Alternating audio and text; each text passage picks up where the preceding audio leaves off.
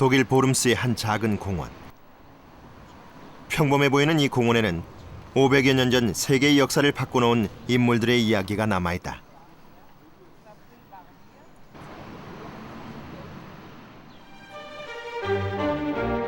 이곳의 이름은 종교개혁공원. 맨 처음 종교개혁의 불씨를 지폈던 루터를 비롯 종교개혁을 이끌었던 인물들이 이곳을 지키며 서 있다. 그들은 부패와 위선으로 가득했던 당시 종교계에 대파란을 일으키며 개혁을 이끌어냈던 인물들이다.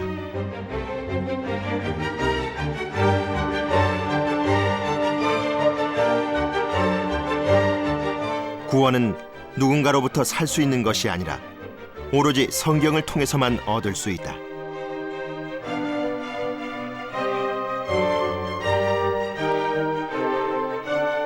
그들의 선언은 말 그대로 개혁이었다. 오로지 성경과 그리스도, 믿음만이 구원의 길이라 믿었던 그들. 그러한 그들의 믿음은 당시 기독교를 어떻게 바꾸어 놓았을까? 그들의 개혁은 무엇을 위한 것이었을까?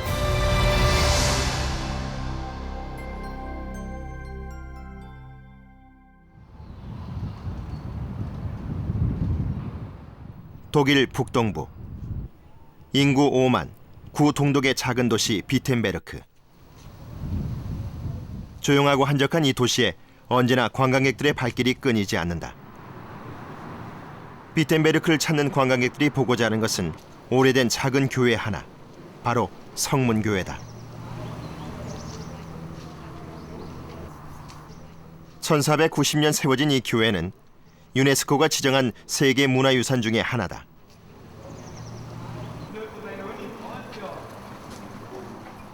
오래된 역사와 아름다운 교회 모습 외에도 성문교회가 유명해진 데는 또 다른 이유가 있다. 그것은 바로 성문교회의 문. 이 문에서 기독교 역사상 가장 중요한 사건 중 하나가 시작됐다.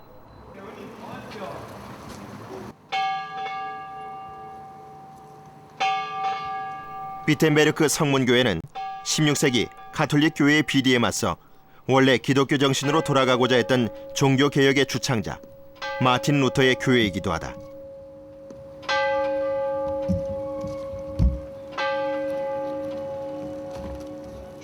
(1517년 10월 31일) 가톨릭 교회의 비리와 부패가 점점 더해갈 무렵 정면으로 그들에게 맞섰던 한 젊은 신학자가 있었다.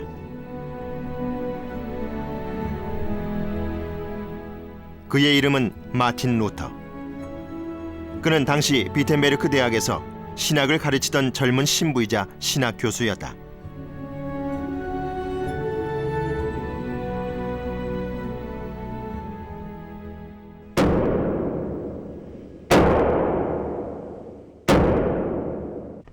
그가 가톨릭 교회와 세상에 던진 것은 95개조의 반박문.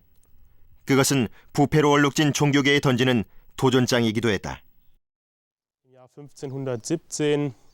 1517년 루터는 면죄부가 문제의 근원이라는 점을 분명히 깨달았습니다. 당시 루터는 비텐베르크 시립교회에서 설교자로 있었고 또한 비텐베르크 대학 신학 교수였었죠. 때문에 루터는 비텐베르크에 만연된 이 면죄부 문제를 정확하게 알고 있었어요. 선행이나 면죄부를 구입하는 것이 경건함에 이르는 길이라는 당시 일반적인 생각과 믿음만으로 구원에 이룰 수 있다는 루터의 종교적 신념과는 완전히 배치되는 것이었습니다. 그런 배경하에서 루터는 대중들에게 호소하기 시작합니다. 95개조에 이르는 반박문이 나오게 된 결정적인 이유는 면죄부 때문이었다. 당시에는 돈을 주고 사면 죄가 사해진다는 면죄부의 판매가 횡행하고 있었다. 루터는 이 반박문에서 사제들이 구원을 돈으로 사고 팔고 있다며 강하게 비난했다. 또 구태연하게 벌어지고 있는 가톨릭 사회의 비리에 대해서도 강도 높게 비판했다. 가톨릭 교회의 면죄부 판매는 16세기 당시 교황이었던 레오 10세에 의해 절정에 이르렀다. 레오 10세는 당시 성 베드로 대성전을 짓기 위해 각 교회로부터 헌금을 받기 시작했고 재정 확보를 위해 새로운 면죄부를 팔기 시작했다. Das ganz Neue im Jahre 1517 war nun 1517년에 발행된 새로운 면죄부는 교황이 성 베드로 교회 증축에 필요한 재정을 충당하기 위해 발행한 것이었어요. der 그 면죄부는 한편으로는 지금까지의 모든 죄를 사하고 다른 한편으로는 미래의 죄까지 사한다는 그런 것이었어요. 말하자면 백지수표 면죄부 같은 것이었죠. 그건 완전히 새로운 차원의 면죄부였어요.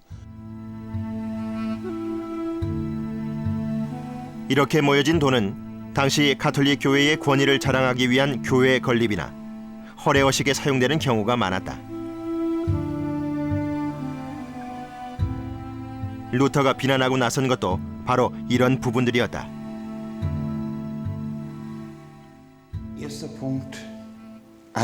루터는 첫 번째로 성직자와 일반 성도들을 차별하는 것은 옳지 않다고 생각했습니다.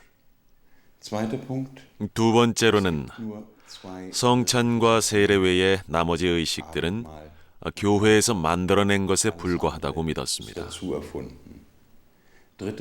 그리고 세 번째는 교회가 신도들의 구원을 돕는 게 아니라 오히려 방해하고 있다고 루터는 생각했습니다.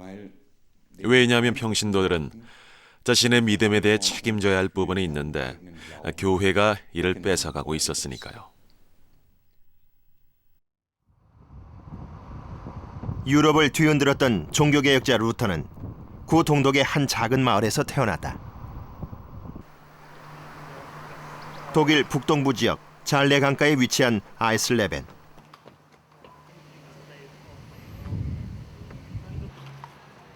옛 광산 도시인 이곳에는 루터의 생가가 자리하고 있다.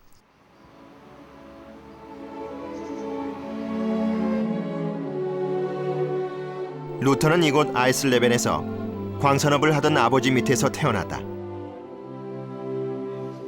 아버지의 뜻에 따라 법학을 공부하고 있던 루터가 신학자의 길로 들어서게 된 것은 뜻밖의 사건을 겪으면서부터였다. 에르푸르트 대학에서 법학을 공부하던 루터. 친구와 함께 떠난 여행에서 갑자기 큰 번개와 천둥을 만나게 되고 루터는 눈앞에서 친구의 죽음을 목격하게 된다. 벼락을 맞아 죽은 친구를 보며 루터는 두려움에 기도를 올린다. 도와주소서. 제가 살 수만 있다면 주님을 위해 살겠습니다. 그리고 제 일생을 수도사가 되어 주님께 바치겠습니다.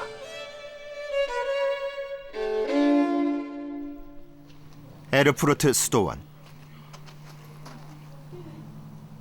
이곳은 루터가 수도사로 생활하던 곳이다.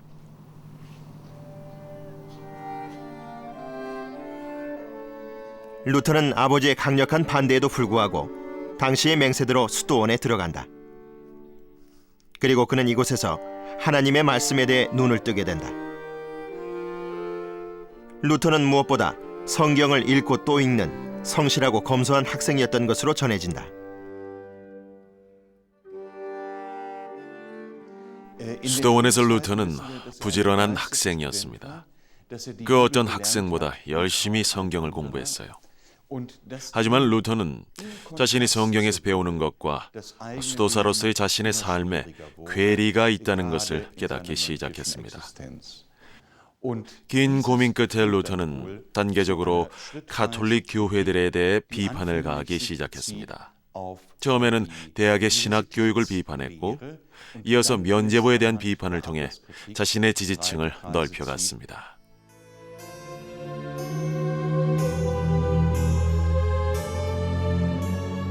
하지만 성경을 공부하면 할수록 하나님의 말씀에 다가가면 갈수록 교회에 대한 실망감은 커져갔다. 성경을 통해 루터가 접했던 하나님의 말씀과 교회의 모습에는 괴리가 있었다. 당시 교회는 하나님의 말씀보다 교황의 권위를 더 중요하게 생각하고 있는 것처럼 보였다. 그리고 루터에게 있어 교회의 그런 모습들은 받아들이기 힘든 것이었다. 루터의 이러한 고민은 후에 그가 비텐베르크 대학에서 학생들을 가르치면서 점점 표면화되기 시작한다.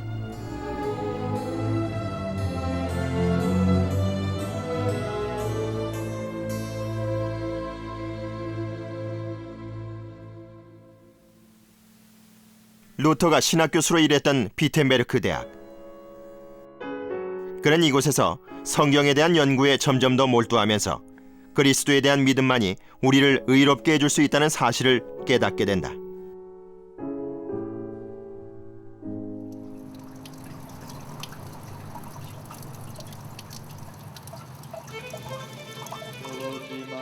무엇이 진정한 하나님의 뜻인가? 성경 말씀에 따라 진정 구원을 받기 위해서는 무엇이 필요한 것인가? 오랜 고민 끝에 루터는 한 가지 결론을 내린다. 그렇게 루터는 당시 교황청의 정면으로 맞서는 95개조 반박문을 내놓게 된 것이다.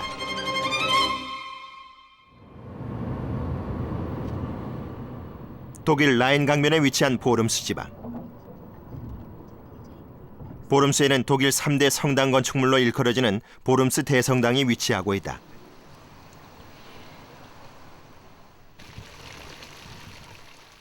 보름스 대성당의 웅장한 외경과 화려한 내부, 이것 외에 관광객들이 보름스를 찾는 데는 또 하나의 이유가 더 있다.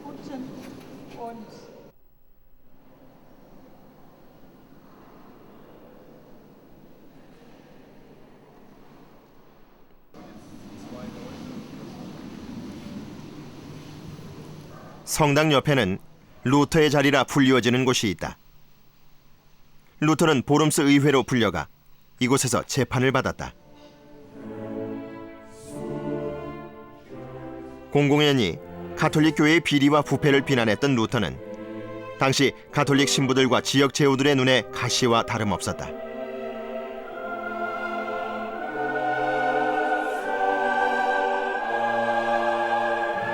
(1521년 1월) 마침내 루터의 95개조 반박문이 사람들에게 점점 더 회자되기 시작하자 교황청은 그를 보름스로 불러들였다. 그들은 당장 뜻을 철회하지 않으면 파문당할 것이라며 루터를 협박하게 이른다. 오직 성서에 의한 것이 아니면 나는 그 어떤 주장도 철회할 수 없습니다. 양심에 어긋나는 행동은 올바르지도 안전하지도 않습니다. 주님이 도와주실 것입니다. 오랜 고민 끝에 루터가 선택한 것은 진리의 길이었다. 루터는 교황의 교서를 불태우는 것으로 자신의 의지를 표명했다. 당시 루터는 아우구스티누스의 말을 인용하면서 냉철한 이성과 양심에 근거하여 반박하지 않는 한 나는 내 주장을 철회하지 않겠다고 말했습니다. 그런 경우가 아니라면 절대 자신의 주장을 철회하지 않겠다고 했어요. 이때 루터는 절대 양심을 저버리지 않겠다고 했어요. 양심을 강조했다는 게 중요하죠. 루터가 주장한 건 요즘 말하는 양심의 자유가 아니라 양심 그 자체, 즉 성경에 대한 양심, 바로 하나님 앞에서의 양심을 말한 것이었습니다. 루터는 주관적 자유보다도 성경의 중심을 둔 양심을 더 중요하게 생각했습니다. 교황의 정면으로 도전장을 던진 후 루터가 숨어 지냈던 아이젠나흐의 바르트부르크 섬. 이곳은 중세시대 전형적인 전투 요새였고 루터는 작센의 선제 후인 프리드리히의 비호 아래 이곳에서 숨어 지내게 된다.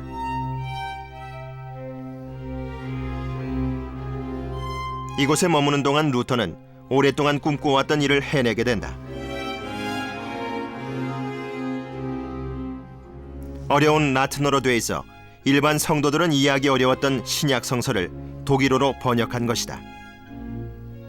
이는 후에 독일어 통일에까지 큰 영향을 미쳤다. 그리고 루터는 비텐베르크로 돌아가 새로운 교회 운동에 몰입하게 된다.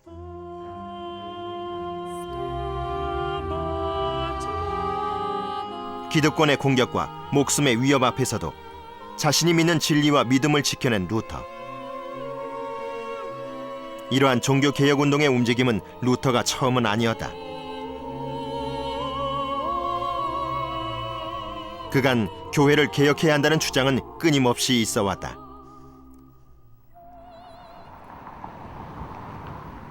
체코의 수도 프라하. 프라하는 루터에 앞서 또 한 명의 종교개혁 선구자가 살다 간 곳이기도 하다.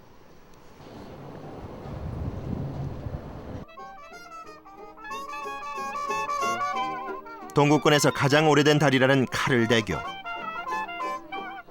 이 다리는 1683년 기독교 순교자인 성요한 네포무크를 시작으로 기독교 순교자 33인의 조각상이 있는 프라하의 대표적 관광지 중 하나다. 이처럼 프라하 곳곳에는 기독교 역사상 중요한 인물들의 흔적이 곳곳에 남아있다. 프라하 구시가지 광장도 그중 한 곳이다. 프라하 시민들의 약속 장소로도 유명한 구시가지 광장의 한가운데는 프라하 사람들이 자랑스러워하는 한 인물의 동상이 광장을 지키고 서 있다.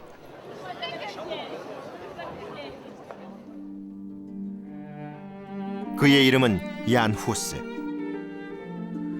프라하 까를 대학의 총장이자 신부였던 그는 루터보다 100여 년이 앞선 1415년 교황의 비리와 교회의 개혁을 외치다 화형을 당한 보헤미안 종교개혁의 선구자다.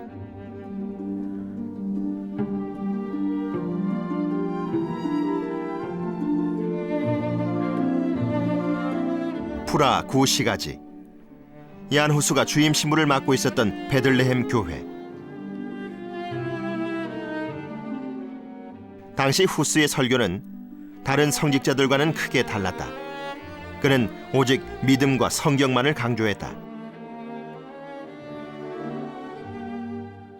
단촐한 교회의 모습이 말해주듯 그는 교회와 성직자의 허례허식 역시 크게 비난해왔다. 후스의 이러한 의지와 생각은 100년 후 루터라는 젊은 신학자에게 그대로 이어진다. 야누스 당시 카톨릭 교회의 문제는 교황이 한 명에 그친 것이 아니라 두세 명이었습니다. 그리고 성직을 사고 파는 일까지 있었다는 거죠. 교회의 역할을 돈이 대신할 수 있다고 믿었던 것입니다. 그들은 돈으로 죄를 사할 수 있다고 생각했습니다. 그런 것들이 당시 교회의 심각한 문제들이었습니다.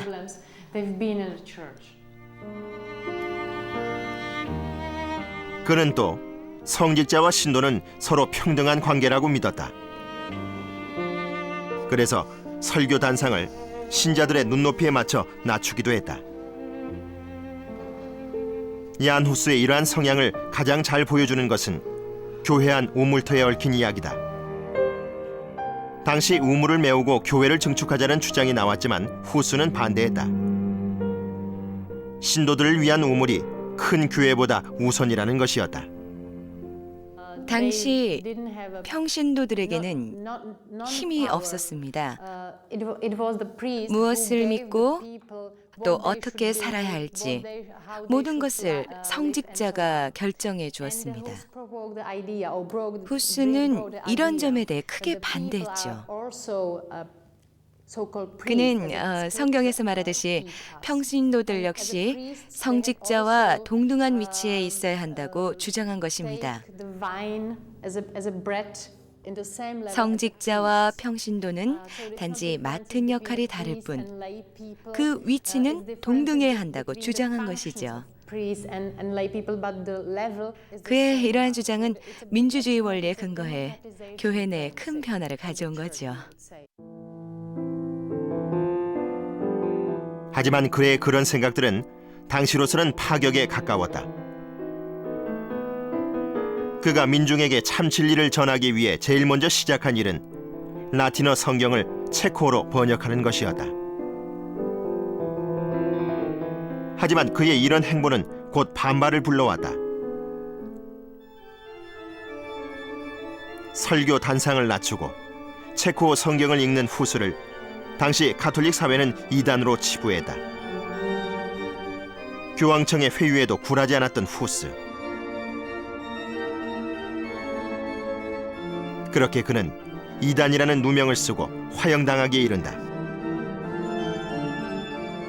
그는 죽었지만 그가 남긴 체코어 성경은 후대 교회 개혁 운동의 밑거름이 된다.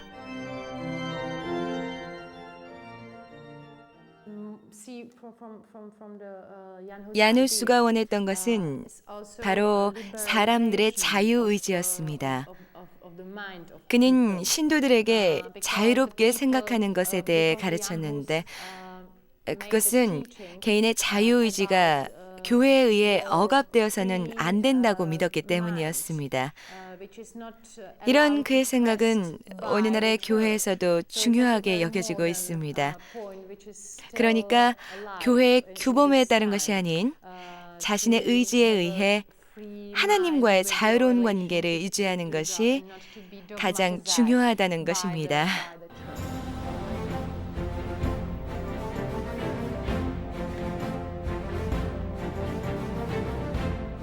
오직 성경만이 진실임을 믿었던 얀 후스. 구원은 그 어떤 것이 아니라 진실한 믿음에서만 나온다고 믿었던 루터. 그러한 그들의 의지와 믿음은 곧 유럽 사회 전역으로 퍼져나가기 시작했다. 그리스도가 이 땅에 오신 지 1500여 년이 지났을 무렵 왜곡된 기독교에 커다란 개혁의 바람이 불기 시작한 것이다.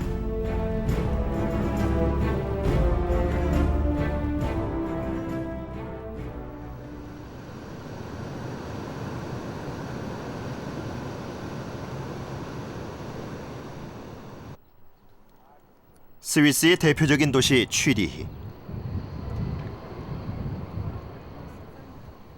취리히는 스위스에서 종교개혁의 불길이 가장 먼저 피어오른 곳이기도 하다.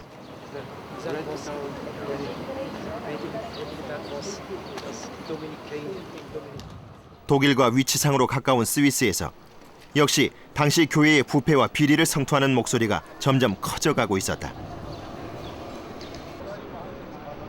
그리고 한 개혁가에 의해 마침내 종교개혁이 시작된다.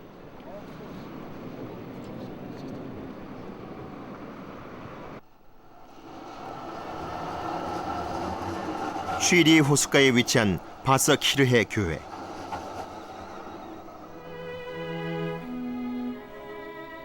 이곳에는 다른 성직자의 동상과는 달리 손에 칼을 쥐고 있는 한 인물의 동상이 서 있다. 그는 바로 스위스 종교개혁의 선구자 츠빙글리.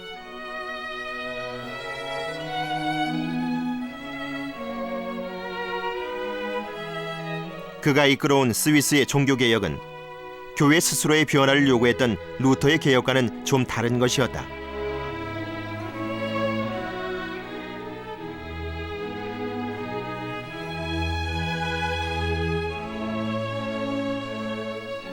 츠빙글리가 수석 사제로 일했던 취리히의 그로스민스터 대성당. 츠빙글리는 이곳에서 수석 사제로 있으면서 12년간 약 1000여 편의 설교를 했다.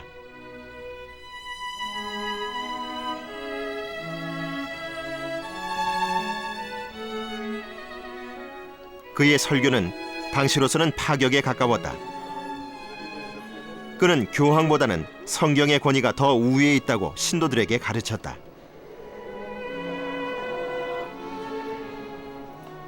스위스의 교회 역시 비리가 횡행했고 면죄부 판매에 열을 올리고 있기는 마찬가지였다.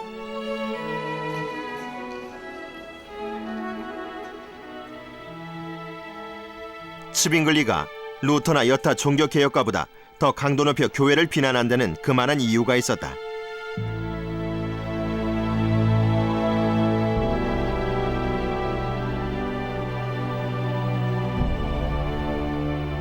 당시 취리 인구는 약 7,000명 정도. 그중 4분의 1이 패스트에 감염돼 죽거나 병을 앓고 있었다. 그런 상황에서조차 면죄부를 파는 것은 하나님이 말하는 정의에 부합하지 않는다고 그는 믿었다.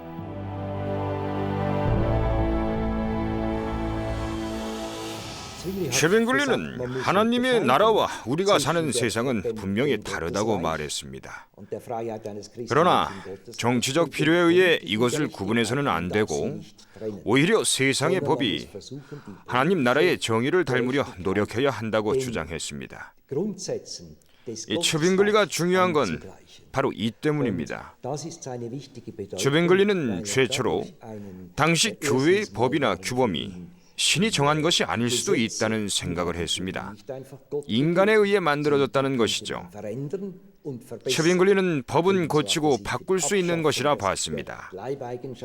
그렇기 때문에 노예 제도나 고리 대금 같은 악습을 폐지한 거죠. 츠빙글리는 국가의 법은 사실 불완전한 인간을 위한 것일 뿐이라 주장했습니다.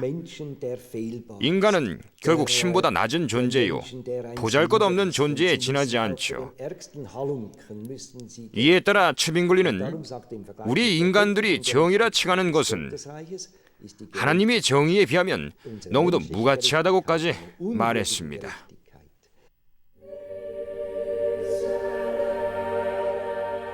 인간이 만든 법이 아니라 하나님의 법에 따른 교회. 그것이 츠빙글리가 꿈꾸던 교회였다.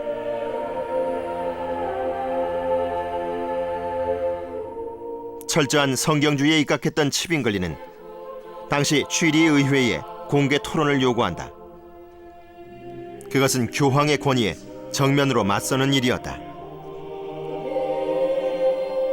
교회 개혁에는 뜻을 같이 했지만 루터와 츠빙글리 사이에는 넘지 못할 벽이 있었다. 그것은 성만찬에 관한 것이었다.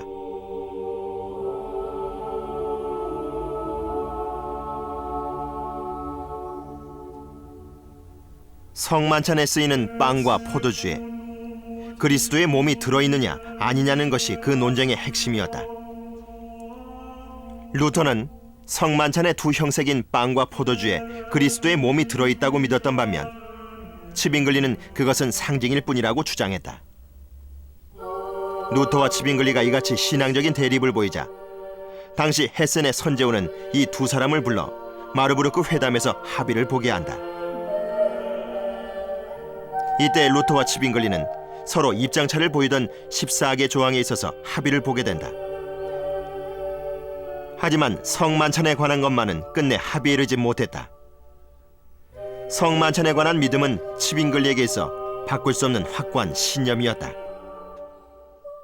빵과 포도주가 교인들의 믿음 속에서 또는 현실 속에서 그리스도의 몸과 피로 화한다는 것은 인정할 수 없습니다. 그리스도의 몸 그 자체가 성찬식에 현존한다는 의견에도 동조할 수 없습니다. 믿음은 모든 세속적인 물질과는 떨어진 것입니다. 손으로 잡을 수 있는 것이라면 믿음이 필요하지 않을 것입니다. 예수 그리스도는 하늘나라로 올라가셨고 그의 몸은 육체적으로 볼 때는 죽은 몸이며 더 이상 성찬식에 현존하실 수 없습니다. 하지만 예수 그리스도는 나를 기념하여 이를 행하라 라고 말씀하셨습니다. 예수 그리스도가 그의 제자들과 함께 행한 성찬이 우리 공동체 안에서 현재화되는 것이 중요합니다.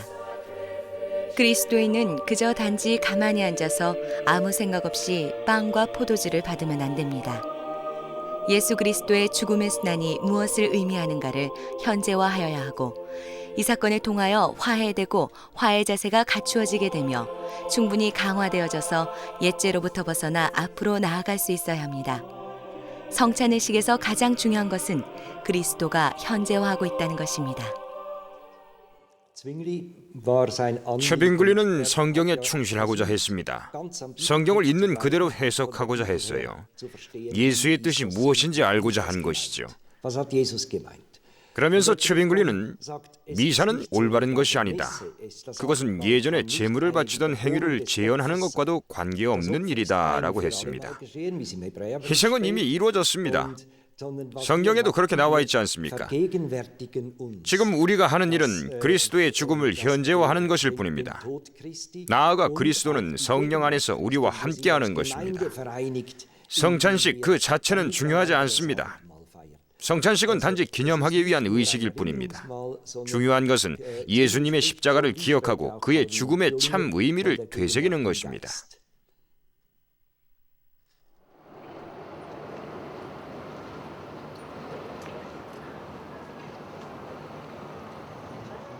성만찬 논쟁은 초기 개혁 교회에 있어 가장 중요한 정치적 사건 중 하나였다. 츠빙글리는 그 전부터 종교 개혁자들의 교리와 사상을 이론적으로 정립하기 위해 노력해왔다. 성경을 바탕으로 자신의 개혁안인 67개 조문을 발표한 것도 그중 하나였다. 츠빙글리의 개혁이 거세지자 가톨릭 세력과 개혁교회 세력 사이에 다툼이 생겨났다. 그 갈등과 다툼은 카펠 전투의 발발로까지 이어졌다. 1531년 개혁교회 측의 군사와 함께 종군 목사로 참전했던 치빙글리는 결국 이 카펠 전투에서 목숨을 잃고 만다.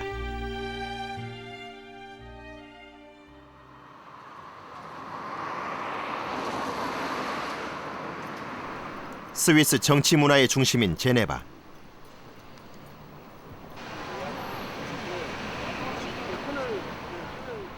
치빙글리의 죽음 이후 스위스 종교개혁의 중심지로 새롭게 부각된 곳이 바로 이 제네바였다.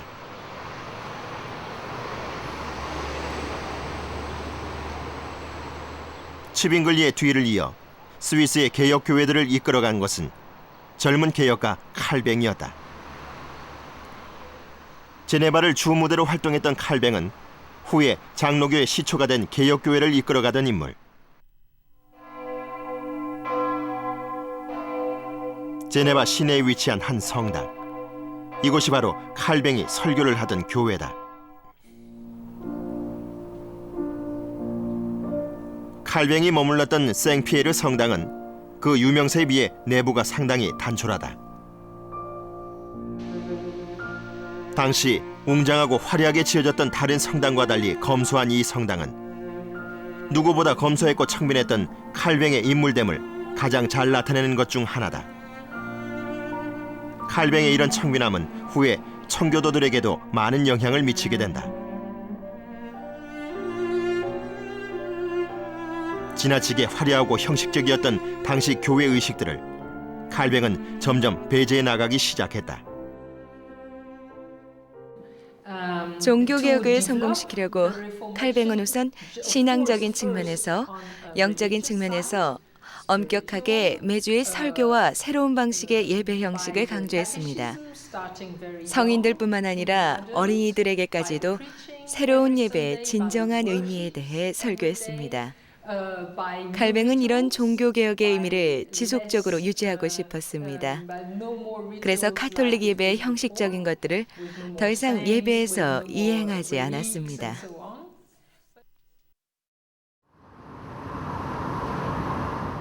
칼뱅의 고향은 스위스가 아니라 프랑스 파리 북쪽 누아용 지방이다. 누아용 지방에 있는 그의 생가에는 칼뱅의 생애와 그의 업적을 기리는 칼뱅 박물관이 자리하고 있다. 교회 법정 변호사였던 아버지 밑에서 자란 어린 시절의 칼뱅은 성경 구절을 달달 외울 만큼 총명한 소년이었다고 한다. 파리에서 신학을, 그리고 오를레앙 부르주이 대학에서 법학을 공부한 칼뱅은 당시 인문주의의 눈뜸에서 학문적 재능을 인정받는다. 인문주의 학자로 전도 유망한 칼뱅이 갑자기 어떻게 프로테스탄트로 돌아서게 됐을까? 그의 돌연한 회심은 세간에 회자된다.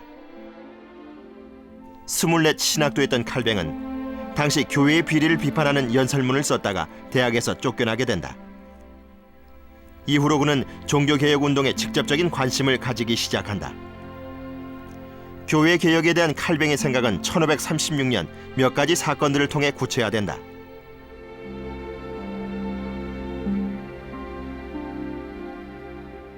당시 파리의 개혁교회 운동가들은 로마 가톨릭 교회의 미사가 미신행위라며 고발하기에 이른다.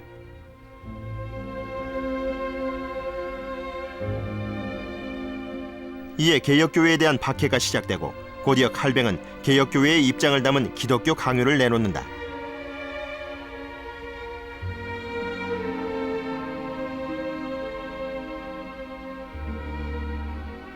초판 기독교 강요는 모두 6장으로 구성되어 있는 것으로 율법과 십계명, 기도와 주기도문, 그리스도인의 자유에 대해 기술하고 있다. 이 책을 통해 그는 하나님만이 절대적 주권을 가지며 하나님의 뜻만이 세계를 창조할 수 있다고 강조하고 있다.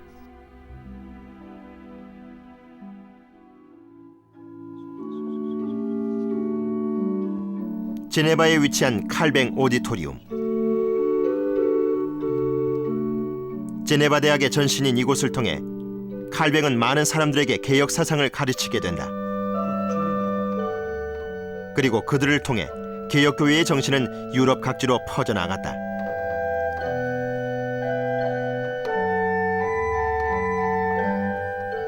오로지 하나님에게만 영광을 이라는 대명제 아래 철저히 청빈한 삶을 살아가고자 했던 칼뱅.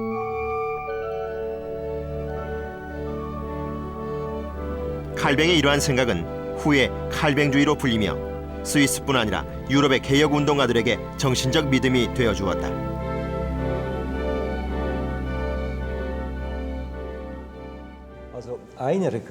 개혁을 통해 바뀐 것 중 가장 중요한 것은 사람들의 생각이 바뀌었다는 것입니다. 말하자면 교회에 종속되어 살고 있던 신도들이 성숙한 기독교인, 자발적인 기독교인으로 바뀌게 된 것이죠. 그들은 자신들의 신앙생활을 직접 결정하고 교회에 직접 참여하기를 원했습니다. 나아가 그들은 국가 조직까지 재정비하려는 노력을 시작했습니다. 츠빙글리가 스위스 종교개혁의 시작이었다면 칼뱅은 이를 완성해 나간 인물이다. 두 사람의 인물됨이나 성향은 달랐지만 이들에게는 변하지 않는 공통점이 하나 있었다. 그것은 오로지 성경만이 변하지 않는 유일한 진리라는 성경 제일주의였다. 칼뱅의 생활이 그러했듯 칼뱅의 죽음 역시 지극히 청교도적이었다.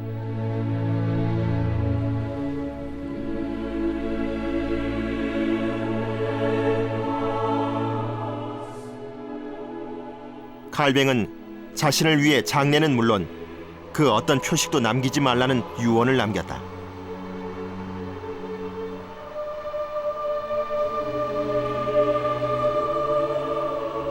누군가 그를 기억하기 위해 장 칼뱅, 그의 머리자를 따 새겨놓은 제시라는 글자만이 이곳이 그의 무덤이라는 것을 말해주고 있을 따름이다.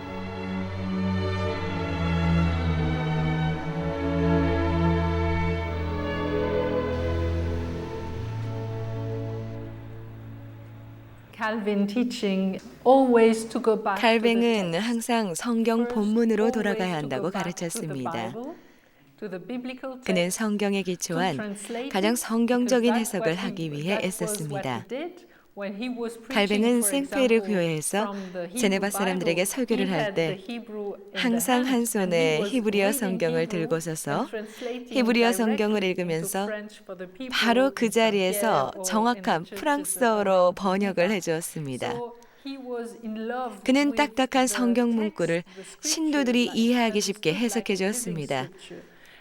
그리고 칼뱅은 사람들이 기독교 교리를 자신의 삶에 잘 적용해서 이해하기를 바랬습니다. 그는 사람들의 믿음이 그들의 삶에 잘 적용되기를 원했던 거죠. 이런 일은 세대와 관계없이 이루어져야 하는 것이고 그것이 바로 종교 개혁자들이 해야 할 일이라고 생각한 것입니다.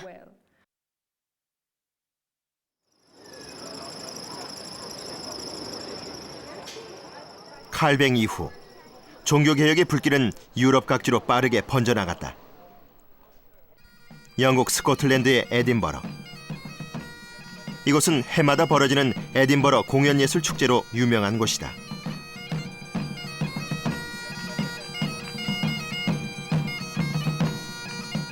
스코틀랜드는 유럽에서 개혁교회가 가장 큰 성공을 거둔 지역 중에 하나다. 예전에는 장로교가 스코틀랜드의 국교이기도 했고 지금도 많은 사람들이 장로의 교회를 다니고 있다. 스코틀랜드의 개혁교회가 이렇게 발전한 것은 한 종교개혁가의 노력과 희생이 뒤따른 결과였다.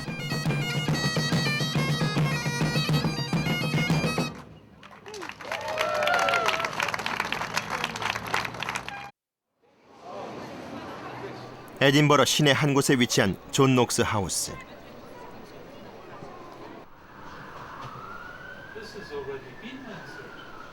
스코틀랜드 장로교회를 부흥시킨 인물, 바로 존 녹스의 유품과 기념품이 전시되어 있는 곳이다.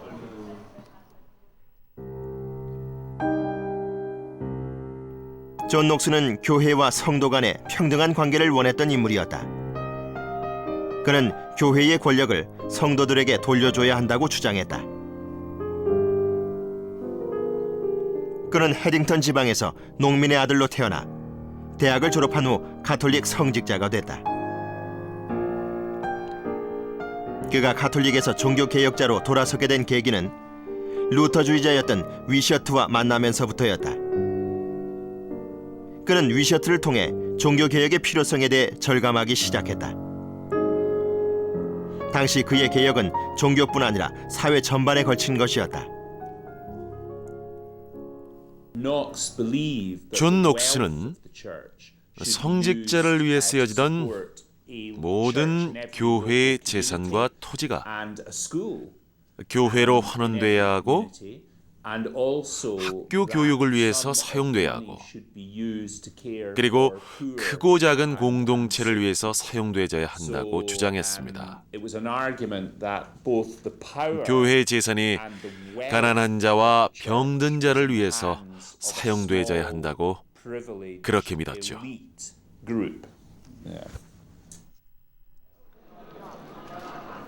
존 녹스가 사제로 있었던 성 자일스 성당. 그는 첫 설교에서 교황청의 교리 이탈에 대해 적그리스도라는 표현까지 사용할 정도로 강도 높게 비난했다. 에딘버러 북쪽 세인트 앤드류스 대학. 이곳은 존 녹스가 신학을 공부했던 곳이다.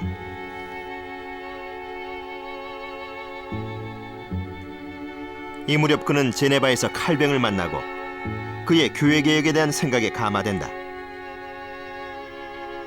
그리고 스코틀랜드로 돌아와 성경을 영어로 번역하기에 이른다.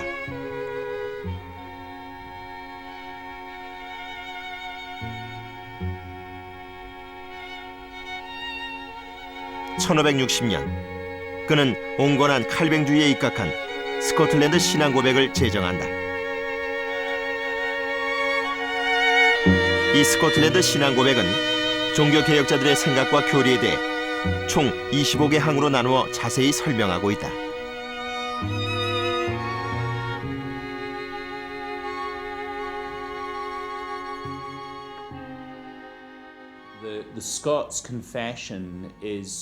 스코틀랜드 신앙 고백은 프로테스탄트 신앙에 대한 정교하고도 집약적인 선언이었다고 할 수 있습니다. 하지만 더욱 중요하게 생각해야 할 부분, 녹스가 절대적으로 확신한 바는 스코틀랜드 신앙 고백을 통해서 이런 선언이 당시 가톨릭 교회를 부수고 새로운 교회를 만들고자 하는 운동은 아니라는 것이었습니다. 그는 거룩하고 통일되고 유일한 교회와 온 세계의 하나님의 나라가 확장되는 것을 원했습니다. 그가 열정적으로 강조한 것은 진실된 교회의 개혁이었습니다.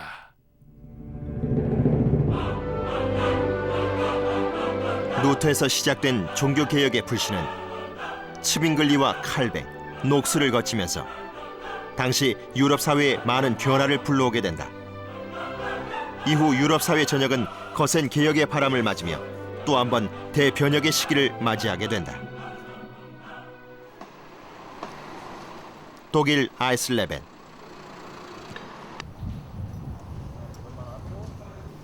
루터의 생가 맞은편에는 루터가 죽음을 맞이했던 집이 박물관으로 꾸며져 있다.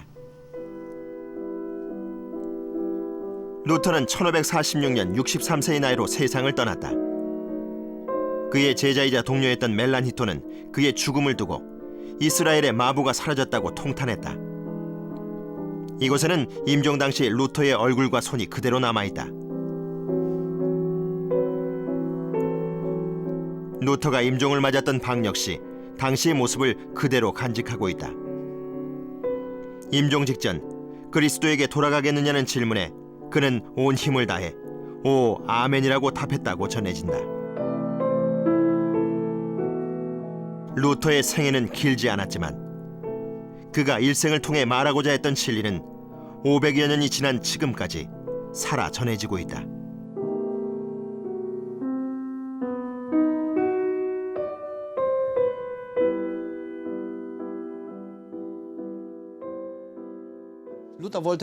신약 성경의 중심인 예수 그리스도, 예수 그리스도를 새로 발견하겠다고 하는 것. 루터는 새로운 것을 만들어내려고 한 것이 아니라 성경이 말하고 있는 성경 말씀이 중심이 되는 교회를 만들기 위해 개혁을 한 것입니다. 성경에서 하나님은 인간을 사랑하시고 죄인을 용서하시고 그들에게 가까이 가겠다고 하셨습니다. 그런 성경 말씀이 중심이 되는 기독교로 만들어야겠다는 것이 루터가 개혁을 통해 이루고자 한 것입니다.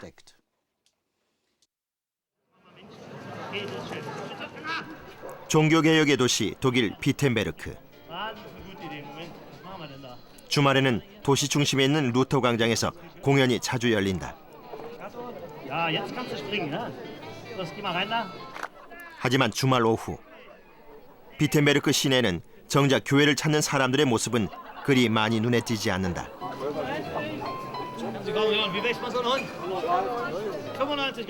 교회의 자리를 대신하는 것은 관광객을 위한 관광 상품들.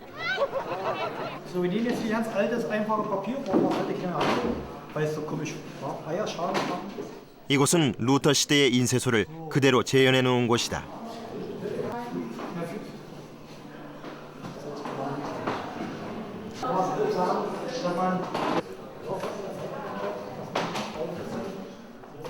당시에 옷차림을 한 인쇄소 주인은 루터가 성경을 찍어낸 것과 똑같은 인쇄기로 루터의 얼굴을 찍어내 팔고 있다. 루터와 종교개혁은 이곳에서 관광 상품이 되고 있다.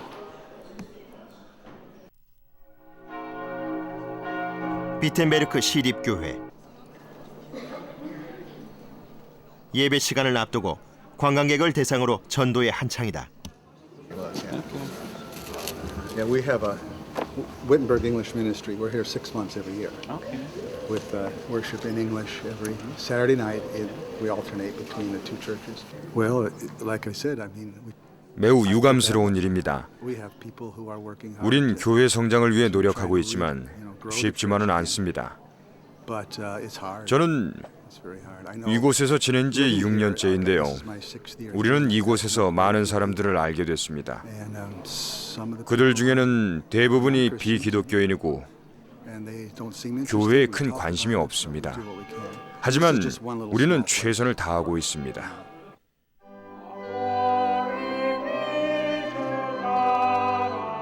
예배가 시작됐지만 참여한 성도들의 수는 그리 많지 않다. 비텐베르크는 구 동독 지역으로 공산주의 시절 종교의 자유가 없던 곳이었다. 통일이 되고 종교의 자유를 얻었지만 비텐베르크 시민들은 여전히 교회에 무관심한 편이다. 종교개혁의 발상지 루터의 흔적이 남아있는 곳에 예배를 하기엔 그 모습이 너무나 단촐하다. 하지만 이곳에 개척교회를 세운 이들은 믿어 의심치 않고 있다. 이 땅 위에서 루터가 그랬듯 이들은 하나님을 향한 열망으로 성경에 대한 믿음으로 이곳에서 새로운 역사를 만들어낼 것이다. 그리고 그 역사의 현장에는 언제나 하나님이 함께 하실 것이다. is to run into the same problem Martin Luther was trying to deal with. 우리는 지금 That is, 마틴 루터가 해결하고자 했던 문제와 똑같은 문제를 가지고 있습니다. the institution becomes more important. 그 당시 사람들은 교회 건물을 더 중요시했지만 루터는 그리스도와의 관계를 더 강조했습니다. 역사적으로 알 수 있듯이 교회가 방향을 잃을 때는 돈이 그 원인임을 알 수 있습니다. 그러나 개인적인 회복, 영적인 회복이 더 중요하죠. 틀에 박힌 교회보다는 교회 리더를 중심으로 미래에 대한 방향을 결정하고 영적인 삶을 강조하는 교육과 지도가 필요합니다. 그리스도와의 관계 회복이 이 모든 것의 으뜸이라고 할 수 있는 것이죠.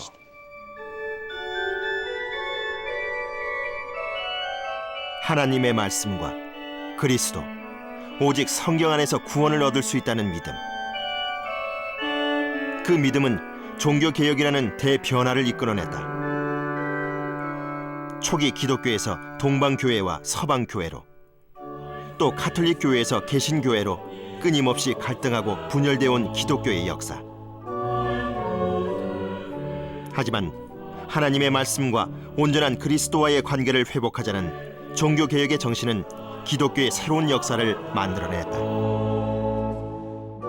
오늘날 우리 교회의 모습은 어떠한가?